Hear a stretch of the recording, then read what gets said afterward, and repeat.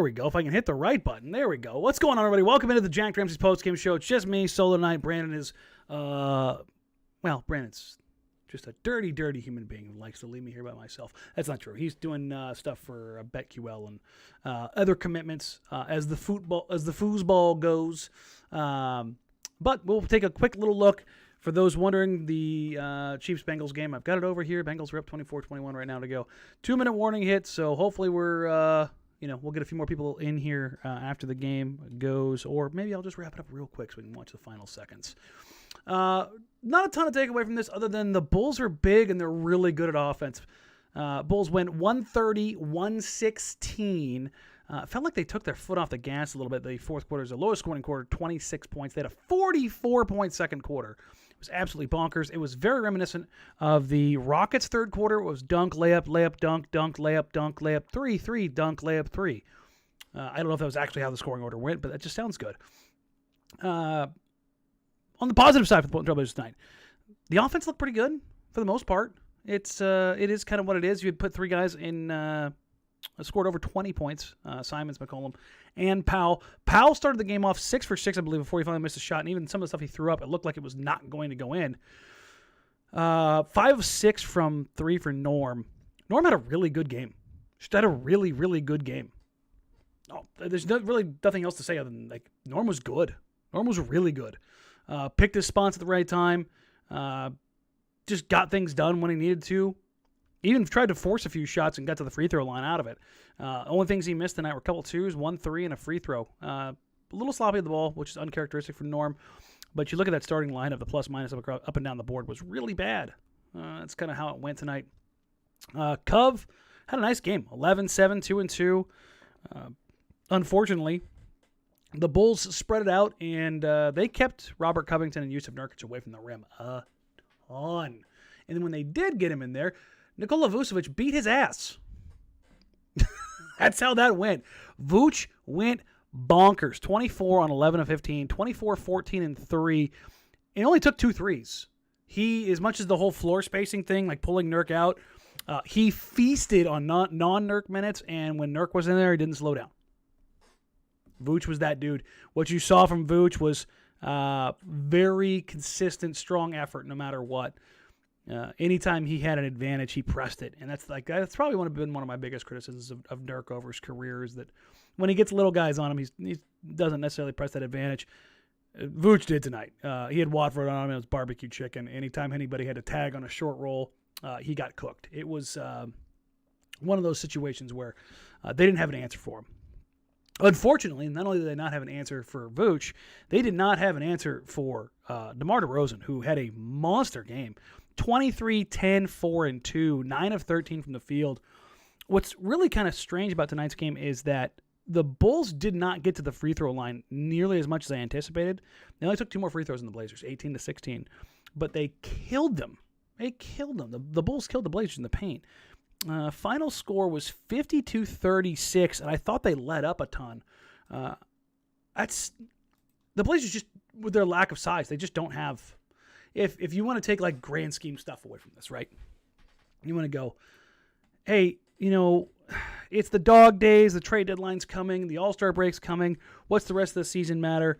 This is the kind of thing where you look at the team and you go, yeah, this doesn't make sense because this whole run it back, again, not to throw Nurk under the bus here, because I'm certain that's what Joe Cronin told him. But this whole idea of running it back with Dame, CJ, and Nurk is laughable.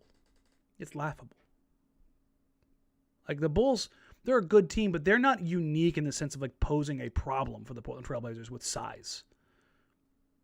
The best teams in the NBA are all big. There isn't a great small team in the NBA.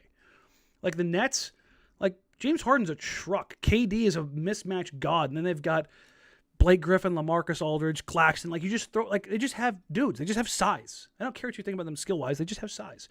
The Phoenix Suns, yeah, Chris Paul's 6 foot tall. Devin Booker's 6'5". Bridges is 6'6", 6'7".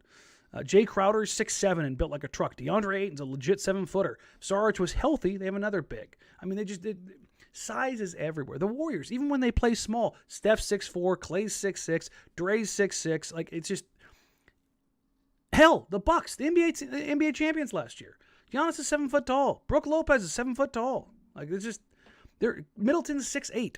Drew's 6'4" and maybe 6'5", and is stupidly good defensively. So it's just like, this is a perfect encapsulation of just getting your ass kicked because you don't have size. And it wasn't just because they're outmanned and out-talented, which they were. That is absolutely a part of this.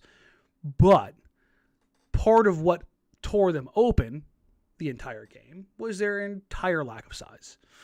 That's the bad side of this grand scheme. The good side of this is Anfernee Simons continues to show that he's that guy. So yeah, I'm excited about that. 21, 6 and 3, 5 of 10 from 3. Struggled in 2-point range. I thought he got some really good looks. I also thought there was probably 2 or 3 possessions he wanted back where he was a little bit indecisive. And this is where I'm going to kind of nitpick as his game continues to develop. Is go, okay, this was really good. This is really good. This is where it fell short.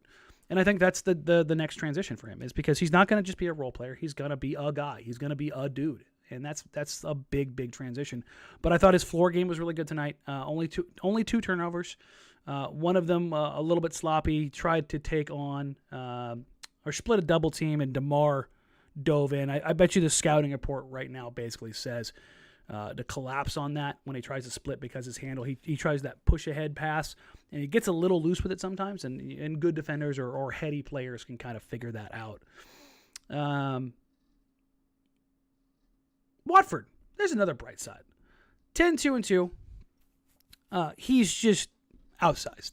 He's a 4. He's no doubt a 4. Maybe some point in time he can become a 5 when he gets stronger, when he gets bigger, when he gets that part of it all together. I have a hard time seeing him eat up real minutes of the 5 right now. He's just not big enough. He's just not. And I like Watford. I like what he did tonight. He's showing a little bit with that floater, that little runner. Making the right play on the right time. That's positive development, because the mental stuff, there's so many guys in the NBA with skill who don't have the mental side of things. There's not a lot of guys in the NBA who have the mental side of things and are developing skills. And that's kind of where we're at with Watford. I am really enjoying him over the last couple weeks, even with the focus being placed on Ant, being placed on Nas before the injury. He's done some things where I'm like, oh yeah. Greg Brown, I still think he's just still too raw, for sure, but make it happen. Like, give me Greg Brown minutes. Threw him out there, got a couple dunks tonight, and I was like, all right, good stuff. That's what I want to see. Looking for answers. Trade deadline can't come soon enough. No, they can't. It can't. This is quite literally like the doggiest of dog days. You have got 10 minutes. I wish it was 10 minutes. 10 days before the trade deadline. It's like, please. And this is a good time to plug that Brandon and I will have a live trade deadline day show. All the way up to the final whistle.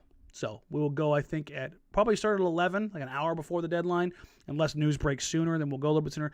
I'm taking the day off from my day job, and then I think I've done this now for the last 5 years in one capacity or another. It's going to be interesting. It's going to be interesting to see how that all shakes out going forward.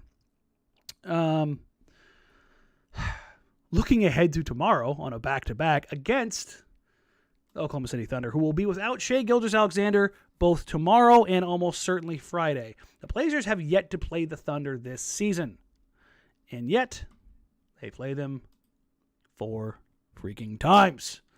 This is one of those reasons why it's like it gets a little bit dicey.